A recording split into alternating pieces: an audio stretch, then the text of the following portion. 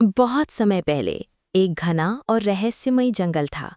उस जंगल के बीचों बीच एक पुराना पेड़ खड़ा था, जिसके बारे में कहा जाता था कि उसके नीचे सदियों पुराना खजाना छिपा है।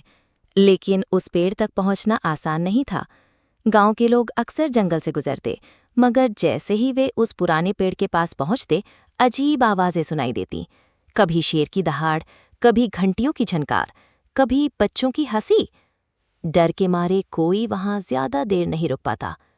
एक दिन गांव का एक बहादुर लड़का आरव ने निश्चय किया कि वो सच का पता लगाएगा। हाथ में लालटेन और कंधे पर छोटा सा झोला लेकर वो रात में जंगल की ओर निकल पड़ा। जंगल की गहराइयों में पेड़ हिल रहे थे, अंधेरा गहराता जा रहा था।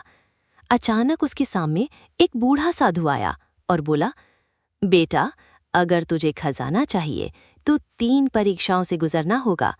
पहला साहस, दूसरा विश्वास और तीसरा त्याग। आरव ने हिम्मत जुटाई और परीक्षा शुरू की। पहली परीक्षा में उसे अंधेरे में डरावनी आवाजों के बीच अकेले चलना पड़ा, मगर उसने साहस नहीं खोया। दूसरी परीक्षा में उसे नदी पार करनी थी, लेकिन कोई नाव नहीं थी। उसने विश्वास किया और जैसे ही पानी में कदम रखा, कमल के फूल उभरने लगे और उसने नदी पार कर ली।